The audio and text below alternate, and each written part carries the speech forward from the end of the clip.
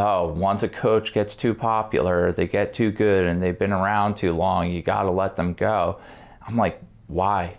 People are getting interviewed and it's like, oh, this guy owns 250 Orange Theories and 245 of them, he's a 5% owner of those Orange Theories. But if people also do their due diligence and talk to people who have successfully done it, they all tend to believe the juice is worth the squeeze. Hello, and welcome to this live episode of Gym World Worldwide in my office with Greg Morrone. Hello. Of FitLab and Franklin Lakes Alloy, or yes. Alloy Franklin Lakes. Alloy right? Franklin Lakes, yes. So, as a longtime viewer of the show, yes. Is the studio everything you thought it would be? You know? Yes, all that and more. It was it would be hard to top the ice bath, but this is pretty nice. Yeah, I had Greg come in. We started with a 3-minute ice bath, and then he took me through a workout that he thought previous Gym World guest James Pratt would have prescribed me. Yes. So if we're looking extra pumped up right now, yeah, that's because we did 3/4 of. We're big length and partial guys now. Explain what that even means. It means full eccentric, 50 to 75% concentric part of the exercises that we did, which was chest presses and body weight rows, essentially. I'm feeling pretty swole. I mean, the viewers will determine whether we're looking. I think the camera extra pumped. I think the camera takes off 10 pounds of muscle. Yeah. That's the issue. And so we met last year, and through Business for Unicorns. Yes. But it turns out that we have a storied past, that you operated your gym, FitLab, your original gym. Yes. Was 5 blocks away from my first gym in Hoboken, New Jersey. Yep, which is a beautiful gym. And now it's a dance studio. Yeah. Now it's a beautiful dance studio, but I had no idea who you and Mateo were, but I do remember driving by your gym frequently and being like, that's a very nice gym. Yep.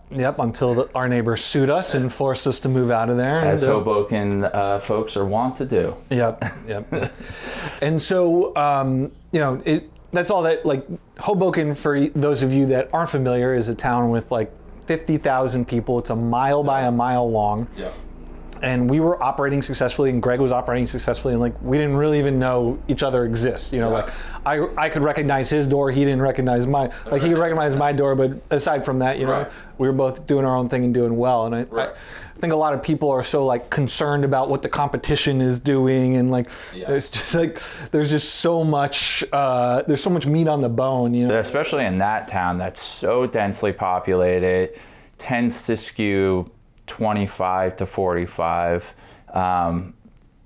relatively affluent, not New York City, but pretty affluent. So people seem to be into all different types of fitness. There's plenty of people for, I think, 3 or 4 CrossFit boxes still to this day. Ours is still around, kicking in. They're not an affiliate anymore. Now you guys are literally right next door to our new location. Yeah. So explain what the FitLab is and the model you run. So we do, I guess, what could be considered a PT first model. So our focus is on small group personal training, 6-on-1, which we've been doing for 8 years, but we still do one-on-one personal training, and it actually saved us through COVID. We were able to survive on that. I didn't have to lay anyone off. And we were doing sessions from 6 a.m. to 9 a.m. Through COVID, almost all one-on-one. And then post-COVID, we started redoing small group training again. And the only change we've made, which has helped us a lot, is changing the language that one-on-one personal training is what you do for a month or two. And then essentially everyone transitions into the small groups.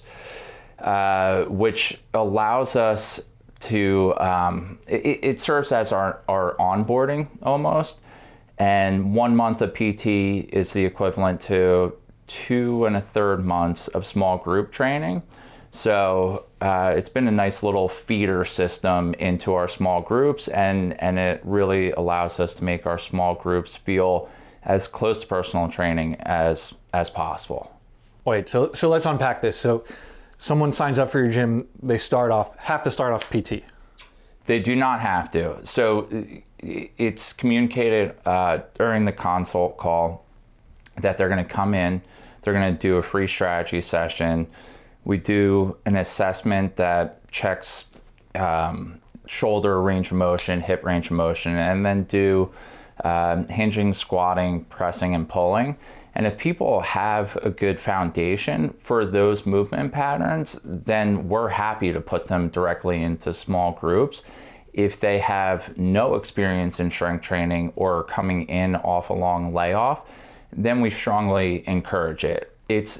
People tend to get more long-term value from the small groups when they do at least eight sessions of one-on-one.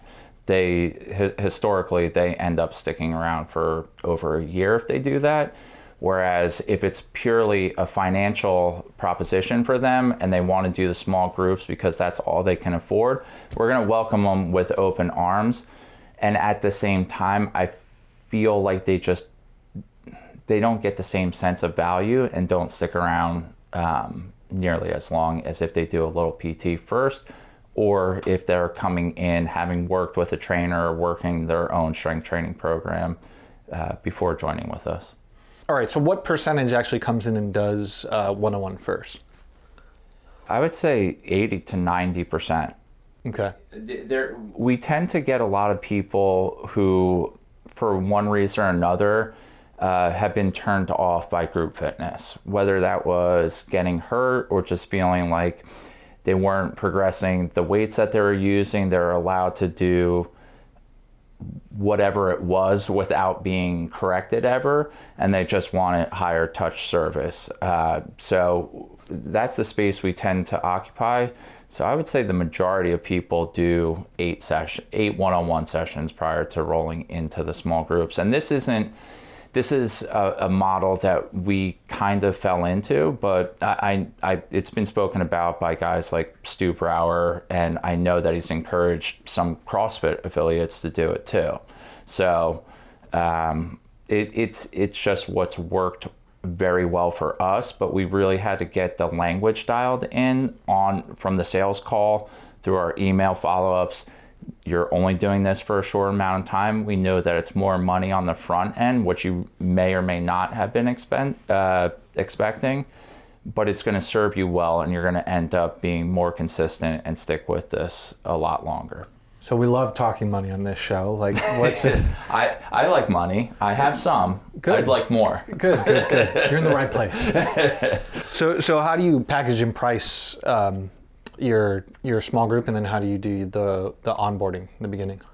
It's people are either training 8 times per month or 12 times per month. The small groups are $500 a month. The 12 times per month is $500. The 8x per month is $400. We do all month-to-month billing. We don't do any contracts. We don't combine PT and small group packages for people when they first join up. And honestly, we still have a decent amount of people who want to train at 11 a.m. and still do one-on-one PT. So I think we still have around 65 out of 135 members, or 55 out of 135 members that are still doing at least some one-on-one training.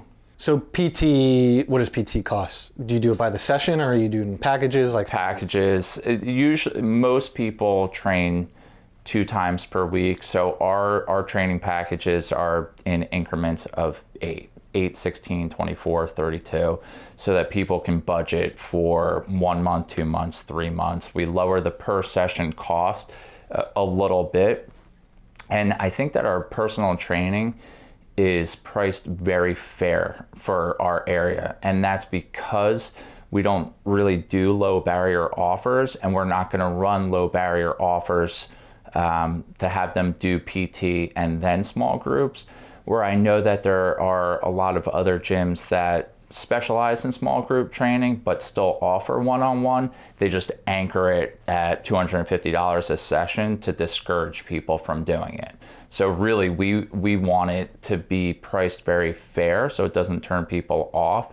And then, like I said, that's our de facto ramp up into our small groups, which we're trying to make that abundantly clear to people that it is not group fitness, which I think we do a pretty good job of. All right, so what do the session rates look like for the PT? They're around $110 an hour. Per an hour, okay. So like base packs looking around 800. 875, yeah. I think as small group training becomes more and more of a thing, I think the small group training packages typically land around 40% of what one-on-one PT is offered for. And if you don't offer it at your gym, I think it's around 40% of what one-on-one is in your town. So 400 for your base rate small group, 500 for the you come three times a week instead of 2 times a week. Right. And you're saying half your people are doing some form of personal training at over around $100 a session. Right, yep, 110, yep. And I remember your space being like pretty tiny. Like how much square footage do you have? We moved in May from 1,000 square feet to a space that's 2,200 square feet. So it was simultaneously harmful to my ego to operate out of 1,000 square foot space, but also a point of pride that we were able to gross $600,000 in 1,000 square foot space with minimal equipment and just offering really great service and a great product. You know, I always would compare it to like a 10 or 12 table great Italian food space where you're not going there for the decor or anything fancy. It's literally just for the food and for the service. And so were you able to proportionally grow your revenue getting out of that 1,000 square foot space? Like what do you do top line into the new place? We're on track to ring $120,000 more this year than last year. And there's still a lot of room to grow there. I think, and by a lot, I did the math on this the other day. I think if we add 15 new members, we'll be approaching capacity. We'll be sitting around 150 people, and I don't think we can push too far past that. So, but we still have some room to grow. We can always continue to build out more time slots dedicated to the small groups. But I feel pretty good. It was long past due that we moved into a bigger space, but COVID happened. We probably could have done this in 2019, and then COVID happened, and to have a space with such low overhead and be able to keep my entire team employed and continue to hire people felt fortuitous that we were in such a small space. Right, because you didn't have to pivot too much from your model where like everyone who was running group got absolutely cooked in that area. Yeah. So, like I said, the big change we had to do was lean heavily onto the PT one-on-one, and I think we cut our small groups in half. It was only 3 people an hour, keeping people spaced out for 12 to 18 months. The good news is those one-on-one people, we have such great retention that once we started leaning more into the small groups, we had a good cluster of people already part of the gym, and we were saying, hey, you can save 60% off training. You're going back to the office now. You also have scheduling flexibility by transitioning into the small groups. So it worked out to not be horrible. So you were doing 50 out of 1,000 square feet and 50 in top line out of 1,000 square feet. Yeah. And so now at 2,000, you're doing like 60, 70. Yeah. Yeah.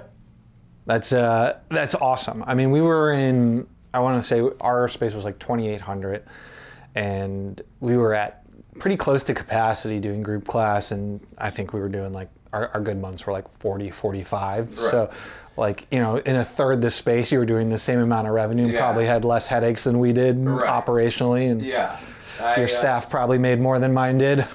Right, and one of I have a great staff. My team has been in place for a long time, the majority of them, and they're true pros. I mean, these guys are fitness for a career. It's not a part-time thing for any of them.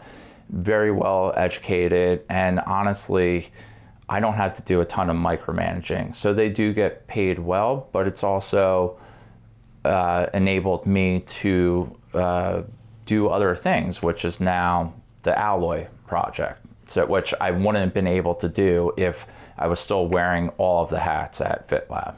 And so, you know, some of these, we've talked to a couple guys who are running alloy-like models, and we talked to Rick Mayo himself. Right. Some of these are pretty bare bone, and they'll, you know, on 40 grand a month, they'll spit off a ton of profit. Yes. In terms of FitLab, are you structured similarly where you can, you know, you got 30-40% fall into the bottom line there, or have you built a little buffer for yourself because of you're piecing out? I'm happy with my take home, and I'm very proud to be able to pay our coaches as well as they are paid without running them into the ground. I don't think any of the coaches work more than 30 hours a week, and I don't know a gym in the area that compensates better than we do. But again, that's kept people around. Something that I've heard for years in the fitness space is, once a coach gets too popular, they get too good, and they've been around too long, you got to let them go. I'm like, why? I don't understand. Like, if one of my coaches is a 9 out of 10, why am I going to replace them with someone who's a 6 out of 10 and continue that turnover with my team? I get it. Sometimes head coaches or whatever can start trying to have a bit of a coup. That hasn't been the case for me. I've been very fortuitous in that regard. And again, it's another thing that's a point of pride for me that they're able to be compensated as well as they are. And it feels like they don't have, for them, I don't think it feels like they have a finite ceiling, that there's still room for them to grow working at FitLab. And are you paying them session rate, salary? Like how do you Session rate, and for the small groups, they get paid per head. So they can make up to $120 an hour. I think on average, our head trainer who's been around the longest, obviously he gets incremental pay bumps, but I think there's not anyone on the team making less than $50,000 a year, and that's a part-timer. They're not even hitting their first pay bump, which is at 24 sessions. And so what can you make at the top end? 92 to 100. That's crazy. That's a lot more than most owners make. Right. Our head coach can make 6 figures if he wanted to do 30 to 32 sessions a week, which he doesn't want to do. So I think he has the work-life balance that works for him, and so do I. Or I used to, before then deciding that Mark and I were going to try to open up 10 gyms in the next 5 years. So yeah, let's talk about that. So you got a gym. And Hoboken's great because like it has a lot less turnover than New York. Yes. So you're not like like a Dan Trink is constantly fighting because his members are moving. Right. Like I own gyms in both. Right. And my Hoboken gym was always easier to run because you just get that core group of members who they're there for longer stints of time, and there's less competition in that town than in... Sure. And also the money is just night and day. Hoboken's affluent. New York money is just obscene. So people, when I was 24 years old doing one-on-one PT, it was $150 an hour back in 2003. And people had no problem saying, I'm not coming in today. I'm going to Fire Island. Charge me. And I mean, and so where Hoboken, you have to work a little harder to get people to get people to be paying on time and charging them their late cancellation fees like that. It is a little bit more challenging, but yes, we have a pretty great and loyal community with low churn. So it's nice. Hoboken's all the guys, scraping by on $500,000 to $1 million a year salaries. They're struggling as partner of their law firm instead of the owner. The pores. Yeah. So no, but I always found it easier. I also found it because it was so geographically constrained that like the community was stronger at that gym than a lot of the other ones that we had. So yeah, you got this gym. It's doing well. It's efficient. And presumably, you're taking home 6 figures from that, and then you decide to make a terrible choice. You meet Mark Fisher. He's got great hair. It's very charismatic, very convincing. And, how do you go from having it all set with the Fit Lab to getting back in the trenches and opening up some franchises? Right. So. I mentioned making it through COVID. Okay, it felt pretty good, and then in September 2021, Hurricane Ida flooded our gym, and that was a $40,000 hit, which I recouped $0 from insurance, any form of government. It was just a $40,000 hit, and I didn't have to take out a loan because I've always carried such a big buffer for the business in case, God forbid, something ever happened. So that really having that happen on the heels of COVID made me feel fairly vulnerable.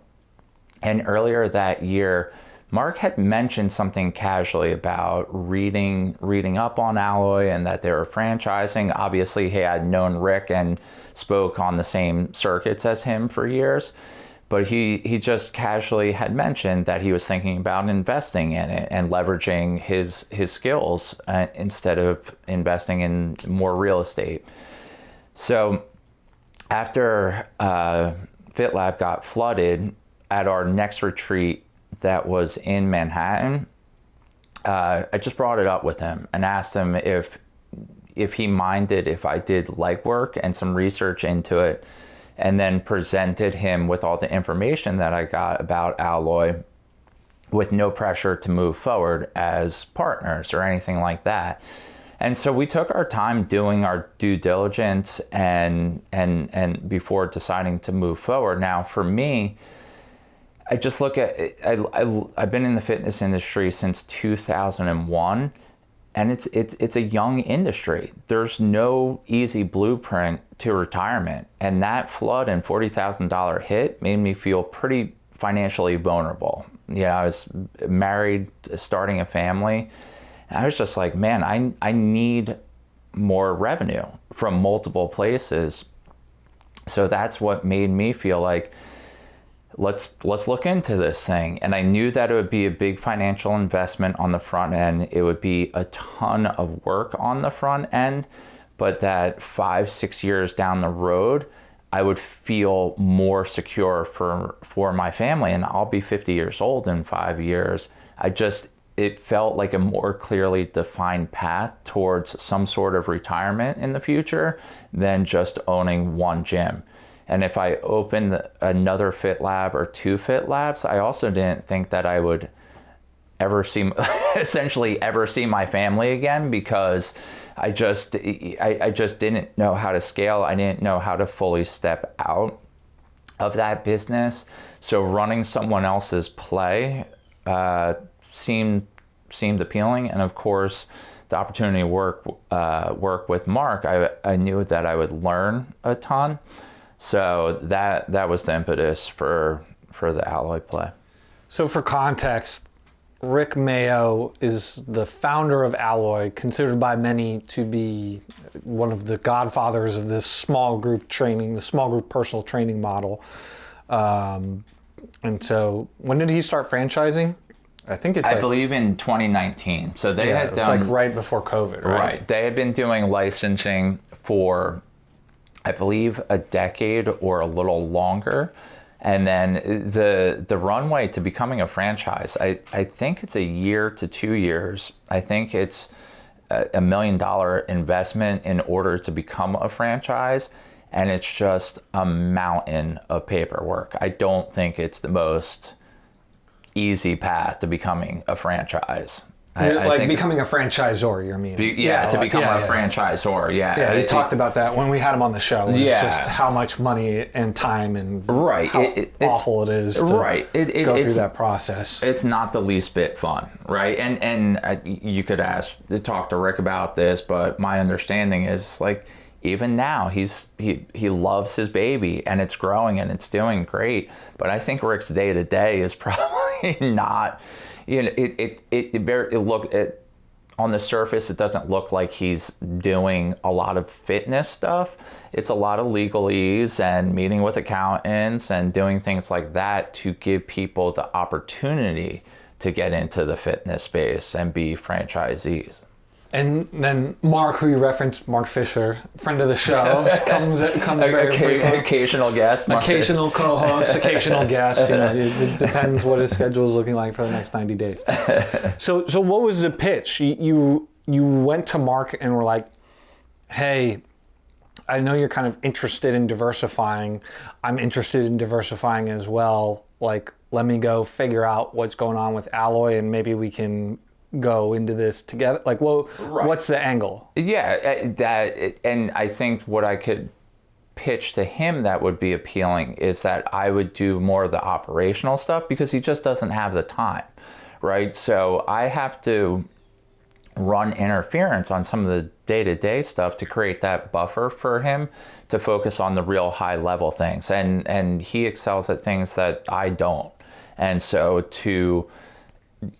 obviously the nature of our relationship is we have weekly meetings and I can run things past him as necessary, but for the growth of our the units that we own, I try to run interference as much as possible so he can focus on things like marketing and do deep dives into our numbers.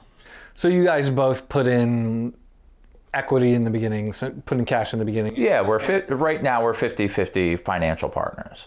And the idea is you would open 10 of these in what time frame? Hopefully 5 years. So part of sounds awful. I may die. I mean, that's totally on the table. Is that I keep saying, yeah, in 5 years I'll be able to go to my daughter's ballet on a Tuesday at noon. Or I might be dead. It'll be forced retiring after you have a stroke, so it's fine. Yeah, a massive cardiac event, but yeah, it'll be a lot of work for sure. But that is the. You signed your waiver before you got in the ice bath, right?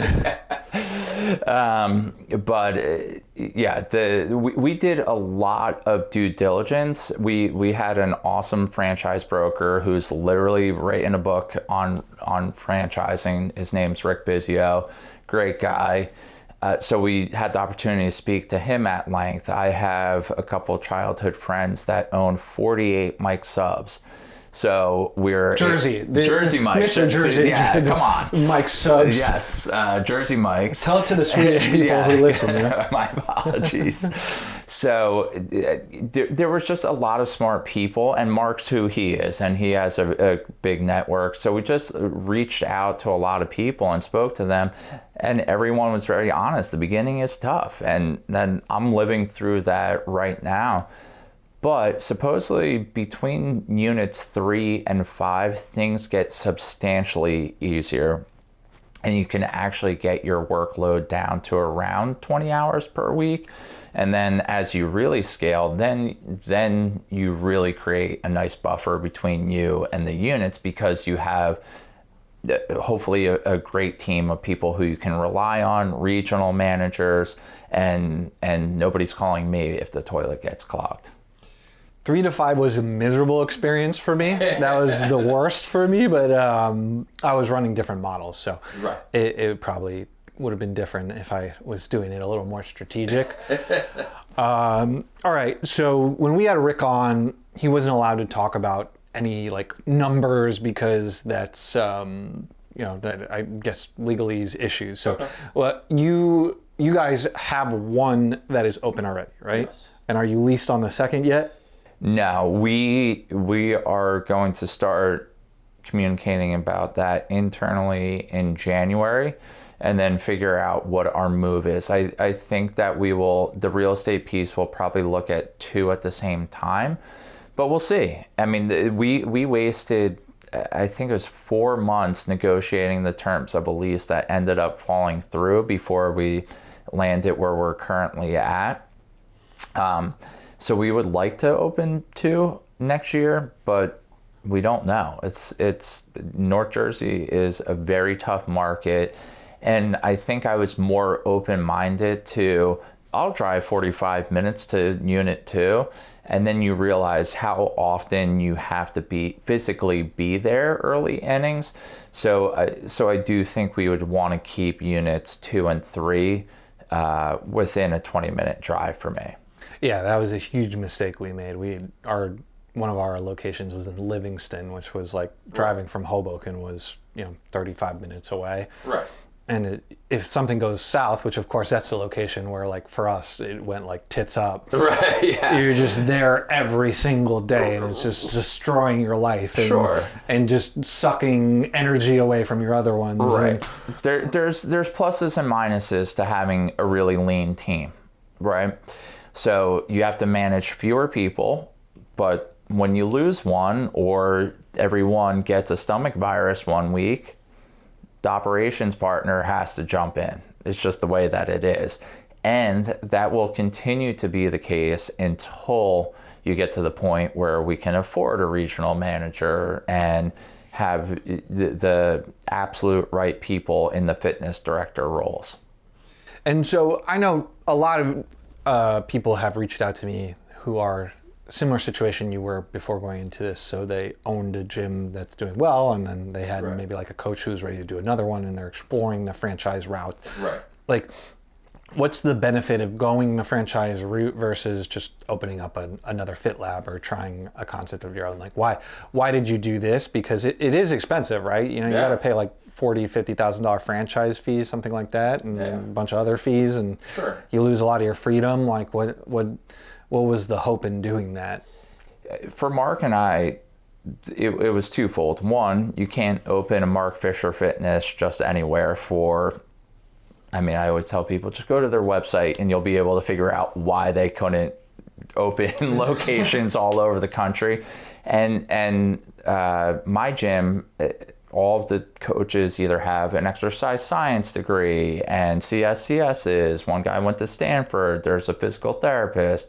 It would just be incredibly hard to hire and scale those gyms, either of our gyms. So we wanted to run someone else's play. And also, we felt like it protects us from ourselves to not be thinking of different LBOs every quarter and doing this or doing that. Once you get past the 6-month mark or so, and learn Alloy systems, I think things really start to fall in place, and they will get easier as we open more units. So it was partially an investment to protect us from us. And Mark's insane. Like I can't imagine having to go to the marketing meeting with Mark, and he's got a blank slate that he can write on every single week. But he really is, and he's said that on a number of podcasts, right? Is that he's actually totally down to be a team player and run someone else's play. And part of that, I'm sure, is just he doesn't have the bandwidth. This is his third business that he's involved with, and he has a young family too that I imagine he occasionally likes to see. So this is really a straightforward model, and I will say it's like programming effective workouts. Simple, not easy. And the reason why it hasn't been easy so far is like, yeah, the plays are pretty straightforward, but it's just new software, new systems to learn. So of course it's going to take a little while to get your feet wet, but for future units, I think we'll be able to move with more speed and confidence and being like, yes, we learned this lesson. This is how we move forward.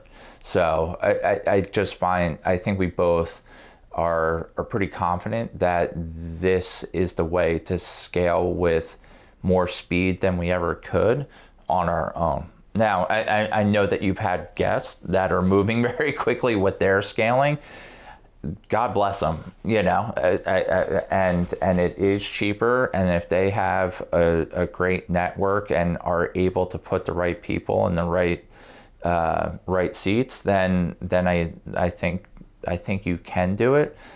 We didn't feel like we were in that position. So you opened the doors how long ago? October 23rd officially. So like a month ago. Like a little over a month ago. We completed the lease and the build out was done around the third week of August. And then we did, the lease was done beginning of August. Our end of the build out was done September 14th. So we were actually, during the pre-sales process, we were doing about a dozen free training sessions per week for anyone who signed a membership agreement and put a credit card on file. So we'll go back to the pre-sale because I got a lot of questions about that. But just getting the door open, what did it cost to go from, not in the system to location one? I don't know if I'm supposed to talk about that stuff. I will say the FDDs for any franchise are pretty easy to come by if you Google them, and they have to be honest on there. So if anyone's interested, it's not cheap. If you look up their FDD, I think you'll be able to get a ballpark number. North Jersey is expensive, but I will say we feel pretty good about the lease that we sign and that the rent that we're paying. It's not over the top.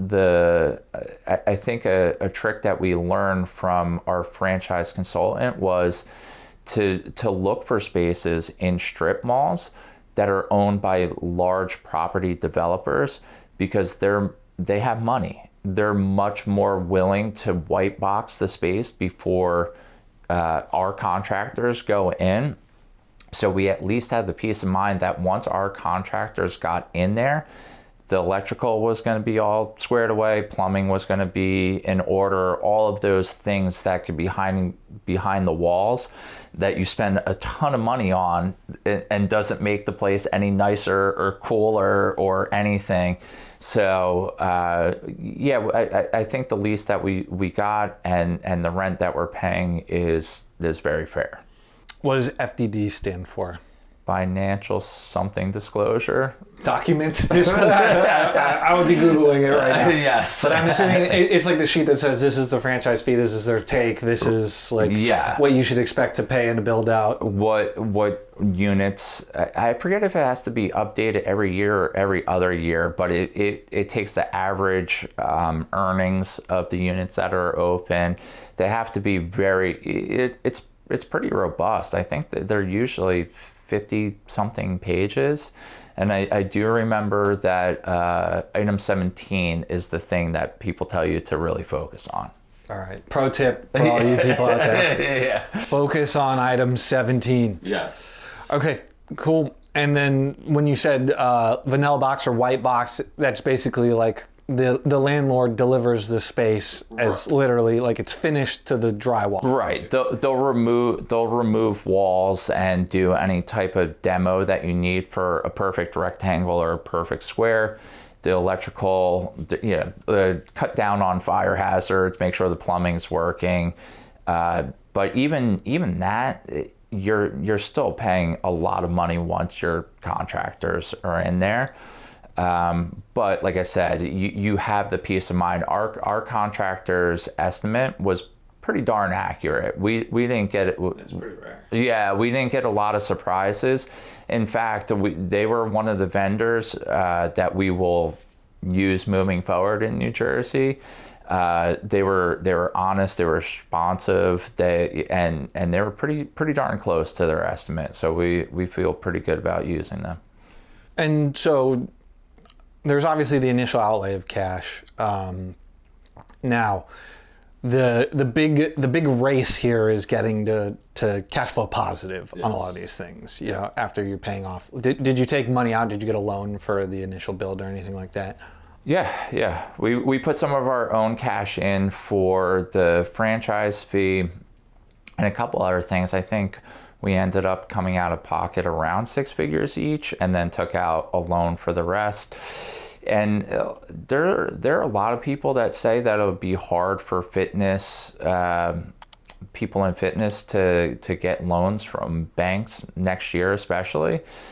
Every time I go into Chase and wire a contractor or someone money, they're pretty hot to trot to give us more money for loans. So that's to be determined when we actually go to them hat in hand next year. But literally everyone has been like, what do you do? What is this? How much money do you and your partner make? Here's my business card every Chase that I go into. So we will continue to use a combination of our cash and then taking out loans. I think the majority of franchisees, and this is across whether it's quick serve restaurants, gyms, or whatever, I think the game is that you use some of your cash early innings, take out loans, and then at some point around unit 3 to 5, you're really looking to get money from private investors who ideally would also be able to offer some value to you, some level of expertise, but still also be mostly silent. And just give you what they say. Mostly silent investors. That seems to be the route that people go. And you've heard podcasts where people are getting interviewed and it's like, oh, this guy owns 250 Orange Theories, and 245 of them, he's a 5% owner of those Orange Theories. So I think it could be a little misleading where you're like, wow, these people must be multi-millionaires. But really they own small percentage and are heavily reliant on private investors. And Mark and I both have to do more research on getting money from banks and private investors, because from what I understand, private investors are going to expect a minimum of 12% on whatever they give you. So it's like, do you want to deal with an individual or do you want to deal with an institution that has tons of money behind it? So I've talked to bankers both on the show and offline. Right. One of the things that you're saying that lines up with what I'm hearing is it's easy to get money. So if you are CrossFit XYZ and you go to a bank, it's going to be very difficult to get money versus if you're an Orange Theory, an F45, or someone exponential. Right. Yeah. Like if you're an established franchise, the franchisors develop relationships with certain banks and facilitate like not only like the build out, the expansion capital, and then also like the acquisition of people within network, because like there's just so much movement, like you're saying, like at 3 units, at 5 units, at 50 units, at 100 units, there's just different players coming in and refinancing happening. Like banks love being the preferred lender of franchises. Where like if you're Joe Blow and you're going from Fit Lab 1 to 3 Fit Labs, there's just like not a lot of opportunities. There's not going to be a feeding frenzy. So like when he says that, it's just you need to remember that a franchise is a different ball game than an independent gym. The banks want to know that you're running a proven system, right?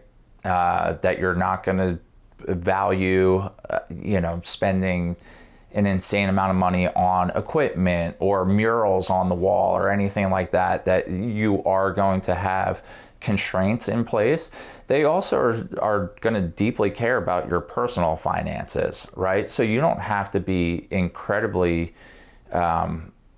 liquid or anything like that, but you better have a pretty good credit score. Right. They will care very much about you as an individual, no matter what businesses you're opening up, for sure. Yeah, you don't want to be bankrupt. You want to have a good credit score, right. But aside from that, and you want some industry expertise. But it doesn't have to be anything insane. You don't have to be a millionaire to. Right. I guess I would guess at a lot of levels, the scrutiny by the franchisor, especially for a good concept, is going to be harder than a lot of the banks. Sure. Yeah. Like Rick was like, yeah, we don't want gym owners in, like, you guys kind of got under the radar.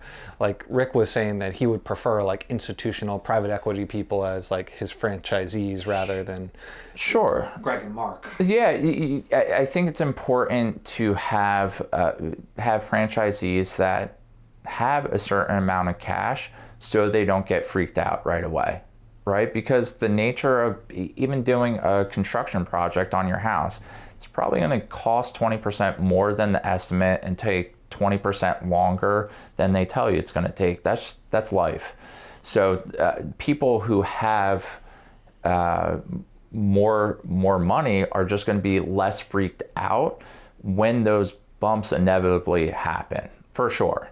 But I like to think Rick likes us still, kind of. Oh, he likes you guys. It's just, it's not. He doesn't right. want like 1,000 gym owners. He wants 10 private equity. Yes, he doesn't want a bunch of personal trainers.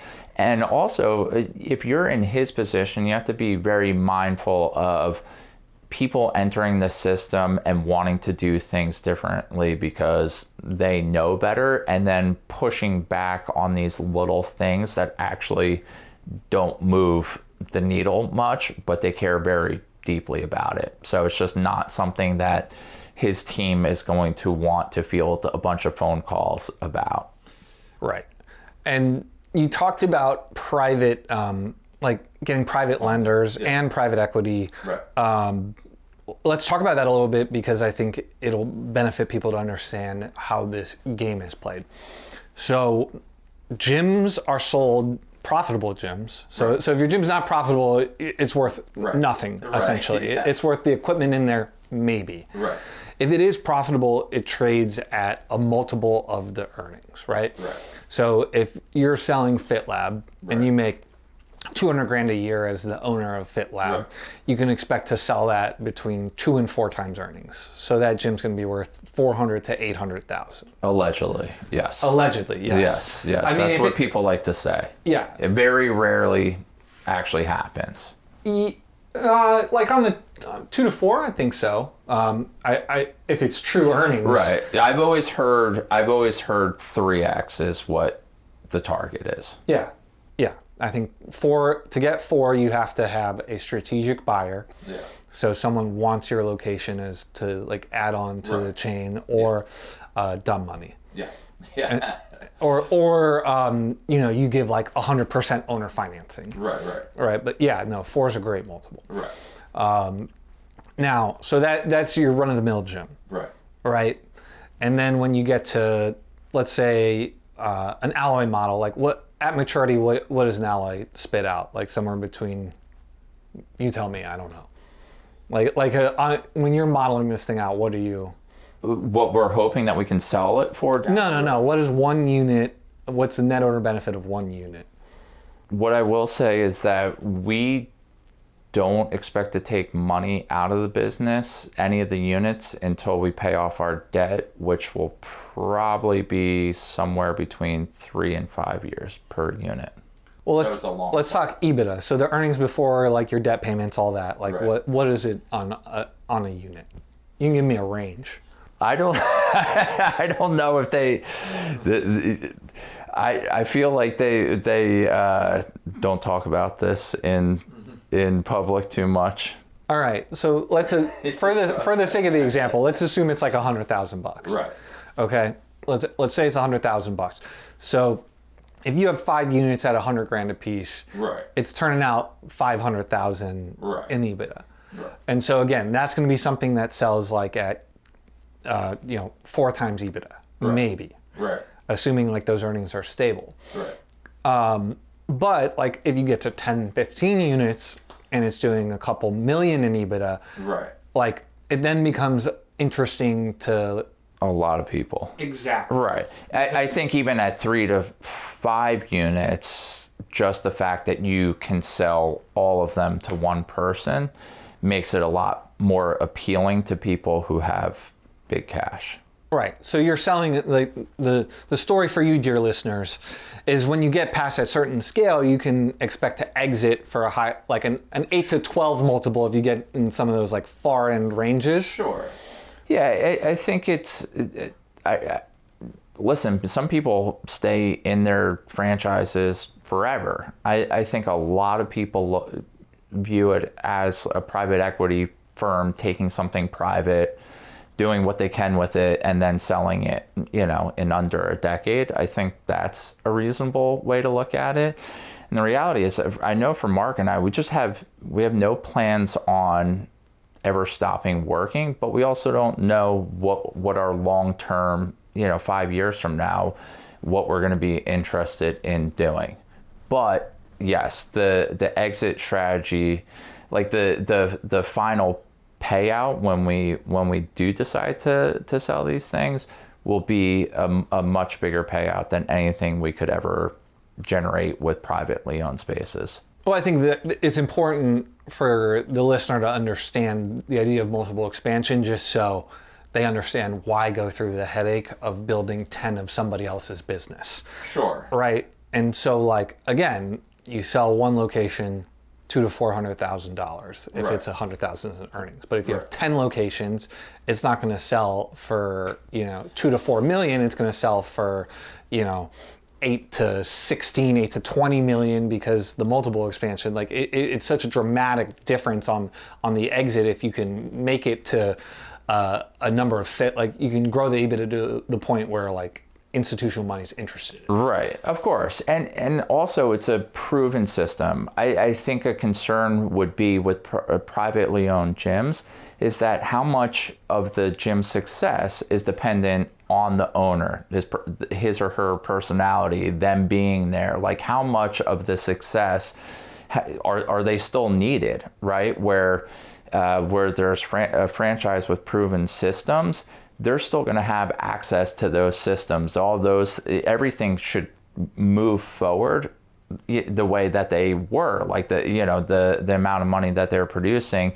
Even when Mark and I cash out and have nothing to do with them, the train should keep rolling down the tracks, without us, which I don't know if that's the case with many privately owned gyms. And that's why it's worth more, right? Yeah. Like the people, you referenced having a minority stake in a lot of franchises. I'm assuming you're referencing a guy like a Jamie Weeks, but like, he'll sell a little bit to bring on an institutional player. He'll grow. Right. That private equity guy will sell to the next private equity guy, and he'll keep a smaller piece of that, and then it grows, and then he sells it, and he keeps owning a smaller piece of a much larger pie. But like that guy's had 2 or 3 exits just riding the train from money to money to money. Yeah. And so that's sweet. I don't think there's anything wrong with that. But yeah, I do think it's important that like gym owners understand this concept of like multiple expansion, and how like if you can get like why you would do this, which on the surface just sounds awful and really hard, right? Like what the payday is on the but if people do their due diligence and talk to people who have successfully done it, they all tend to believe the juice is worth the squeeze.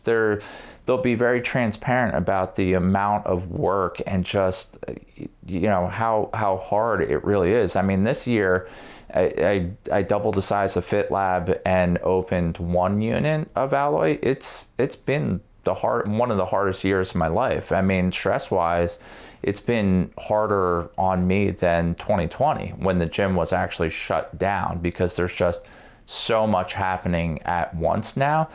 But things do get easier, right? Because there are systems that aren't going to wildly change year after year. Things will be tweaked to get better over time, but we will just get more and more proficient running someone else's plays. Got it.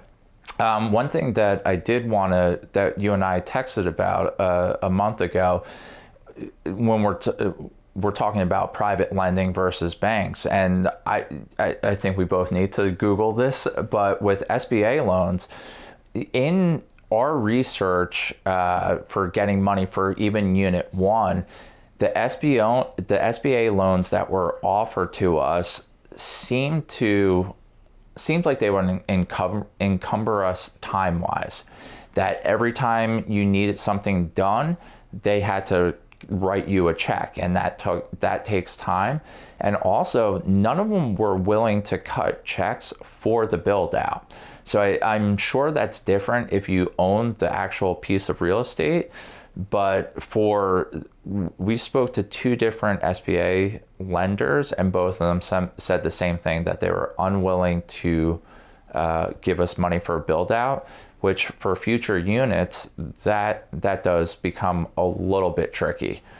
Will they give you money to buy existing units? That's the question I have. Right. Yeah. And I think the answer is yes, but I was shocked when you told me that too, that you can't use them to fund the initial outlay. It's also, a line of credit took 5 days total to get a couple $100,000, and I didn't even have to speak to someone. An SBA loan, you're going to fill out some paperwork, and it's going to take a little bit of time. Yes. Yeah.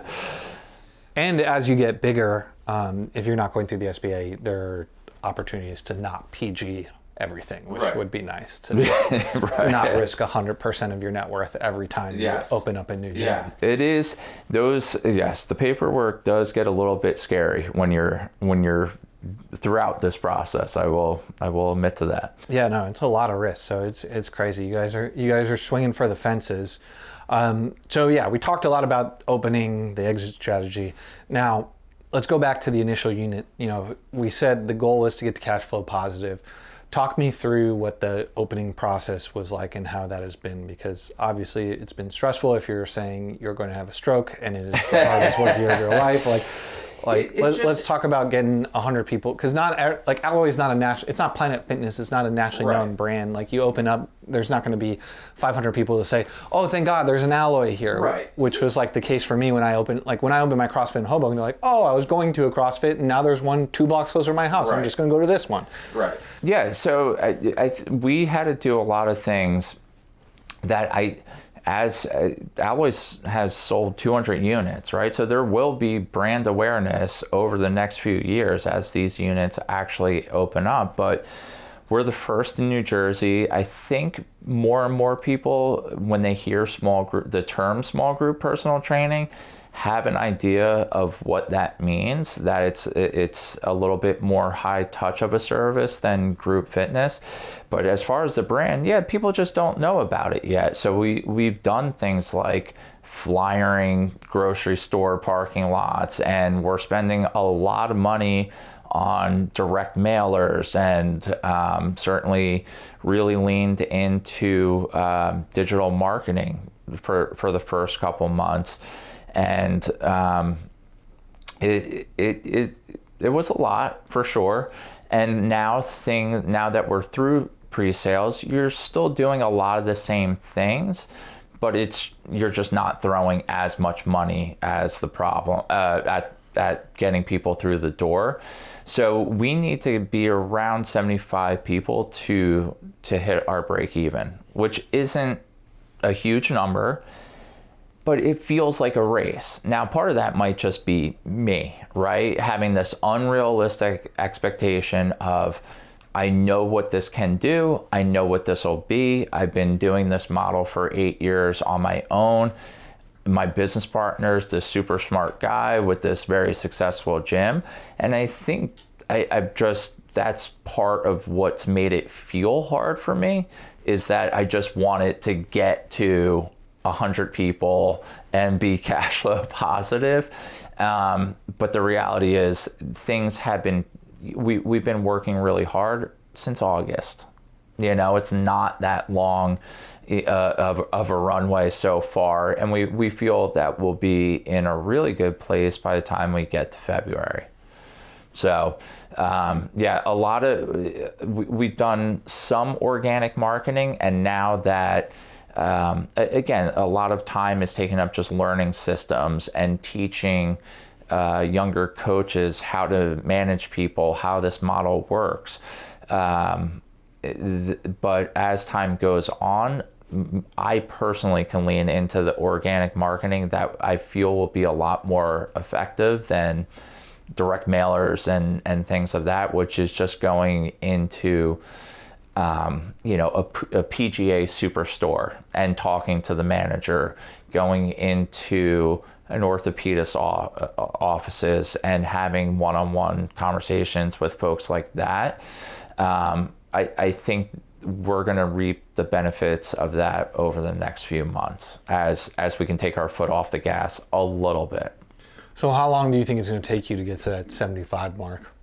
Oh, we're 2 people away. Oh, all right. And you've been open for how long? Since October 23rd. So like 6 weeks, basically? Yeah. All right. Right. Yeah. So, and we'll see what the churn is, right? I think that from what we understand, at the 3-month mark, a couple units have, took a little bit of a hit, but that's the nice thing about running someone else's play is like, you're still going to continue to do the things that got you where you are, right? You're not going to, you don't have the ability to run some crazy low barrier offer if you're panicked because your churn was 10% 1 month out of 6 or something. You don't have to freak out. You still keep doing the same things. Are you doing of the 75 members, are those like LBOs? Are like, we've run a couple people who've run like copycat models or like their own like their own take on this. Like, are these people paying half price? Are these full price people? Like what? Because it's past the month mark. So these are full price members now, and now meaning they were on some type of LBO. Like for the first month is 50%. Okay. Yeah, that's the founding members rate. Alloy actually doesn't do LBOs. Like, they really value. That's why I love Rick Mayo. Yeah, what they have to offer, and I've been the same. My thinking is aligned with theirs, where I've always felt Fit Labs prices were fair for what we offer. And thus, I don't feel compelled to run LBOs. And that's part of the beauty of only needing 130 members to be, crushing it. So, beyond that first month, things may change as, additional units open and there's Alloy's team expands. But as of right now, they don't do a bunch of LBOs. So we're almost at break even for number 1. Is the thing stopping number 2 HR? Is it finance? Is it finding a location? Like, how do you know you're ready to open up your second one? It was just our bandwidth. I didn't fully step away from my first business. Mark's not stepping away from MFF or Business for Unicorns. So he's incredibly busy. And we also want to make sure that we learn the lessons that were necessary to learn from Unit 1, which that takes a couple months. So it takes more than that. It takes a little while. So we're learning lessons, and we write everything down. That's a mistake that I made early in my career, was not putting things down and being like, hey, this is now an SOP and we're going to continue to do this. So we're learning a lot of lessons, and so we'll start the process at looking at more real estate in January. That could either happen fast or that can take 6 to 8 months. You don't know. If it's on the longer side, we will probably for sure be looking at more than one space and try to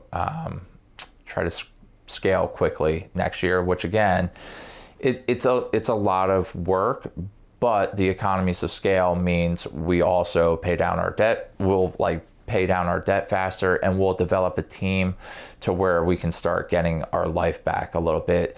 with those small teams, where you have 2 full-time coaches and then 1 part-time coach, I think getting to 3 or more units in a fairly concentrated area then makes that job posting for a part-timer more appealing, because you can say, hey, we need help at this unit and these 2 units also. So again, the name of the game is not just a rush to open units, but to be strategic about where they are. Yeah, and having and getting your team in order, knowing who your team's going to be for the next 5 years. Yeah, I mean, that's the issue. Every time we talk to somebody running this model at multi-units, it's just like, this is a HR nightmare. It sounds very, very hard to do that. But sure, if you're clustered there and you have that regional if you have someone in between you and one cough away from having to wake up at 5 and coach the classes, that probably helps you sleep a little better at night. Yeah, and the salaries that we're offering our coaches are very competitive. For sure. It's for the fitness director, it's going to be a 40-hour-a-week job, but they're highly incentivized. Their base salary is good. And again, as you and I were talking off air, you and I kind of end up living in this like fitness bubble, because we're constantly surrounded by these successful gym owners. So you just think everyone's doing really well. You can tend to forget, $70,000 actually means a lot to a trainer who's been in the game for 5 years, or a manager of a Crunch, where they can now have equity in this smaller business with some probably fewer corporate headaches, and they get to learn. So I think we'll be able to continue to develop a pretty strong team over the next 3 years. I mean, 70 is a multiple over what the average person in the fitness industry makes, and it's substantially more than the average owner makes. Right, and they don't have equity. And you have to take all the risk. It's your money if they screw up, and so it's a nice deal. Like, there's definitely a lot of people like to hate on working for somebody else in the fitness industry, but the reality is, if you have the right person, the right team, you're going to do a lot better most of the time in that situation than you would owning your own gym. Like, if you're just looking at the numbers. Sure, right. Yeah, there's a lot less risk involved. There's no risk involved, essentially, when you go to work. you just go to work. You do a good job, you're not going to get fired. Right. And if you're an active participant and really, pushing in the right direction, you're going to get quarterly bonuses that push you north of 6 figures. Still, again, working a 40-hour-a-week job in the fitness industry, that's great. I really worry about a number of people that I know that are doing 40 training sessions a week, and they're in their 40s. Like, I just don't know what their 50s looks like, right? When I was in Manhattan for 8 years, yes, I was working as a private personal trainer, but I also worked in nightlife, and that's another DJing and all of that. That's another industry that's still basically in its infancy, and I just don't know how DJs or personal trainers grow old gracefully and have some type of exit strategy. I just don't know what that looks like for them if they're still leaning on training people one-on-one or doing group fitness and just putting so many miles on your body as you age. I just don't know what that looks like. I mean, when I started in CrossFit, it wasn't conceivable that you could own a gym and have it be like a career. It was like you were a fireman or a teacher, or like my first CrossFit gym was owned by a PE teacher. My second one was owned by a guy who was a fireman, and it was like just a side project because, hey, we liked working out this way, so we opened this thing, and it was like part community service, part money pit. Sure. And then my crop of gym owners, like the top couple percent, started to do okay. Right. And now, like, all the talk is about professionalization. Like, if you own a gym, you're taking this type of risk, you're doing the type of work you're doing. Like, it's fair to expect that you should like own, or you should make like what the median household does if you do a decent job. Like, that should be the benchmark we're shooting for. But to your point, most people don't. Most people aren't even close on either side, working for somebody else or owning their own gym. I am hopeful for younger coaches and people entering the fitness industry, just because there's so much good information readily accessible.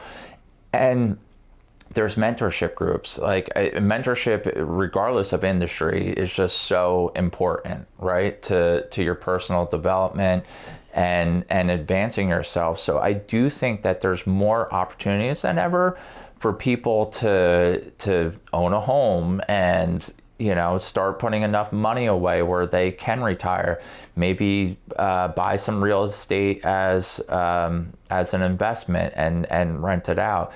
So I think there's more opportunities than ever for folks in fitness. It's just how many people are actually taking advantage of it. Like I said, I don't know, because I'm just very fortunate to be surrounded by incredibly smart people. Offline, you said something that was interesting. You said, it took me about 10 years to figure out the fitness industry, but like times were different. Now someone can probably get to where I am in 2. Right. Yeah. And one of the coaches that Business for Unicorns, who was a member of the mentorship, and now they elevated to the coaching status, he was in tech for, I think, 8 years. I think he's still a relatively young guy, but he's only owned a gym for 4 years. You know, he's just super savvy and leaned into educating himself, right? So there are a lot more opportunities than I had. And the things that I was doing research on and reading up on was like T-Nation.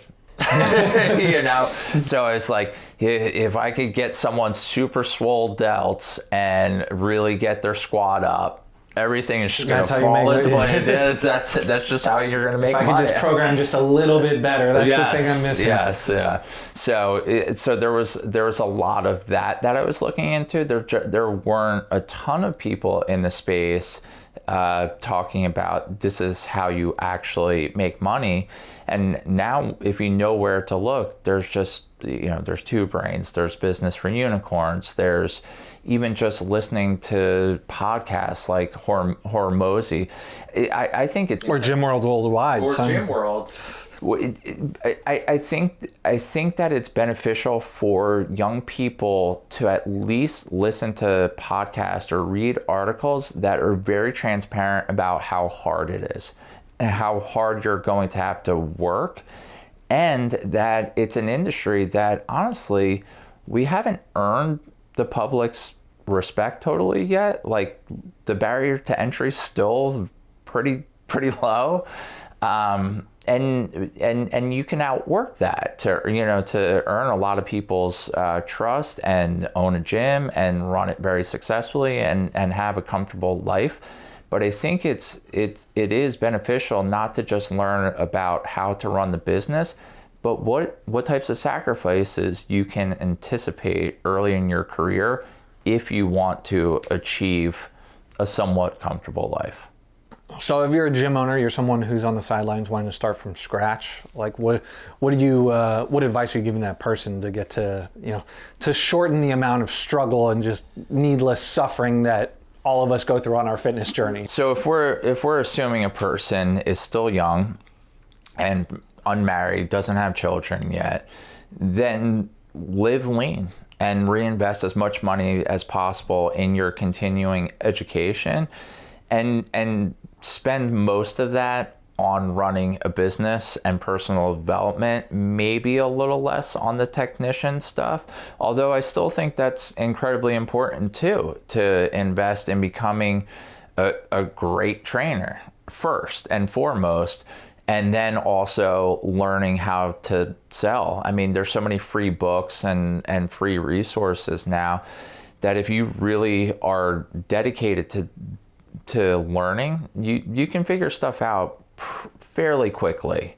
I would just say invest as much time and money as you can into learning, and that's a pretty good first step. Awesome. Well, we've been going on for a little over an hour now. You know, your child is probably up from their nap. Your child's up from that. Children are up from naps now. I too. still have an extra 45 minutes of daycare. No, I do not. My kid is definitely doing push-ups and cartwheels at home. So before you go back to that, if people want to find out more about you or follow you on your journey, where do they find you? Well, I will say this, and I'll be perfectly honest. They can go to our Instagram and reach out to me through Instagram, and also learn exactly what not to do with Instagram, because our social media is terrible. Now that you've gotten the pitch, you know, what is the account? thefitlabhoboken.com. The Alloy Franklin Lakes is on there, and that is a lot of content that most of the alloys churn out. But if anyone wants to talk to me personally, they can reach out through the Fit Lab at the Fit Lab Hoboken. Okay. You heard Yes. it. You heard it here. If I've anytime I see one of Khalidah's posts, I'm like, oh my God, if this woman ever came across our Instagram page, she would probably make me cry. Yeah, maybe. We'll see. All right, and we'll be sure to do a follow-up next year, see how the journey's going, see how many alloys we got in the pipe. Totally. We're very excited about it. Like I said, I mean, it's hard, but it's been a relatively short amount of time. We are excited to move forward and learn from our mistakes and learn from what we've also done well. Rad. Well, that's been it for the office edition of Gym World Worldwide. Be sure to like, subscribe, and leave a hateful comment. And we shall talk to you next week, Gym World.